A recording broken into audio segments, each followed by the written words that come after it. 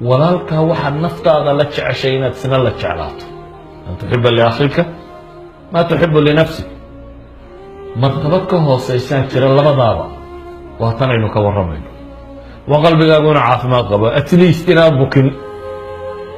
ugu yaraan inaad ahayn qof cuqdad iyo ciil iyo cadho iyo xaasidnimo qaba ugu yaraan inaad noqoto qof laabtiisu ay caafimaad qabto maanta masaa'il baa jira dadku ay fudaydsadeen laakiin aynu midhaheedii hayno maanta caalamulislaami dhammaantii dhib baa ka taagan ma aha inuu dadka ka xoolo yaryahay ma aha inuu dadka ka caqli yaryahay ma aha inuu dadka ka hub yaryahay waxaasoo dhan maaha ilaa nakal yar weeban bay haystaan laakiin waa maxay xaqiiqada jirtaa waxa weeyaan waa inay laabuhu bukaan dabeetana ninba nin rabo inuu reebo ninba nin uu rabo inuu ku ciil baxo midba miduu bagaleeyay jabkiisa mujtamac noocaasina afraad ahaanna ma guulaysto midmid uma guulaysto koox kooxna uma guulaysto dowlad ahaanna uma guulaysto walidaalika caalamlislaami waxa yaalla waa urxumada muslimiinta dhex taalla ayaa midba mid reebaya meel kastoo dagaal ka dhacayo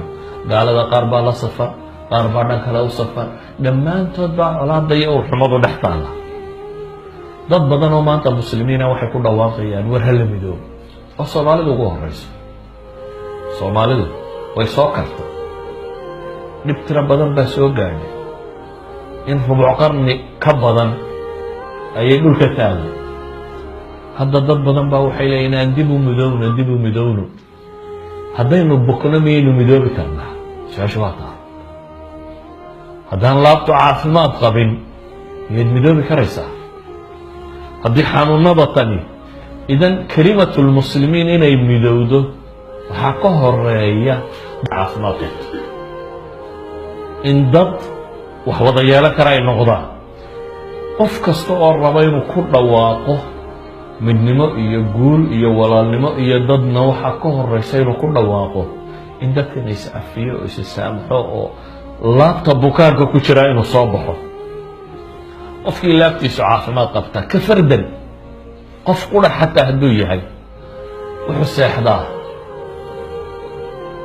isagoo caafimaad qaba isagoo aan noloshiisu warwar iyo tiiraanya lahayn isagoo aan laabtu huraynin dadka badh baa waxay seexdaan iyagoo cadho la gamila maalinba warka yare uu soo maqlo ama fadhidu kudirarka inta laga lahaa hurdadaba ka qaadaa isagoo ciil qabu sariirtiisa tagaa haddaba waxaan leenahay qofku hadduu calooshu bukooto ma noqdo qof bulshada la noolaan kara ilaahay subxaanahu watacaala markuu nebi ibraahim inooga warramay baryadiisii fiirso nebi dhan oo rabbi soo diro oo ilaahay baryaya muxuu leeyihi walaa tukhzinii yowma yubcahuun yowma laa yanfacu maalun walaa banuun ilaa man ata allaha biqalbin saliim ilaahayow hay hoojinin buu leeyay maanta dadka la soo saarayo maalinta aan xoole iyo caruuritoona wax tarin maalinta qofka quree badbaadaya uu yahay qof caafimaad qaba laabtiisu culamadu waxay yidhaahdaan meesha tan markay joogaan waxay yidhahdaan salaamatu lqalb waa laba shay midna waa salaamatu lqalb laga qaado inaad shirki iyo xumo kale ku jirin laabtaadu inay ka caafimaad qabto gaalnimo iyo qurunkeedo ilaahay tawxiidkaadu khaalis yeesho midna waxay yidhaahdaan waa salaamatu sadri ah in makhluuqaadka siiba dadka mu'miniinta inay kaa nabad galaan oo aanad maxay wax laabxumo iyo dhib aanad hayn walidaalika nebi ibraahim ilaahay qur-aanka markuu ammaanayey waxaa la yidhi waina min shiicatihi laibraahim id jaءa rabbahu biqalbin saliim nebi nuux kooxdiisa waxaa ka mida baa ilaahay yidhi dadka jidkiisii haya nebi ibraahim baa ka mid a id jaءa rabbahu biqalbin saliim baa ilaahay yidhi markuu rabbigii ula yimid qalbi saliima idan ayuha alaxiba in qalbigaagu caafimaad qaba aday kuu tahay caafimaad qab ولذلك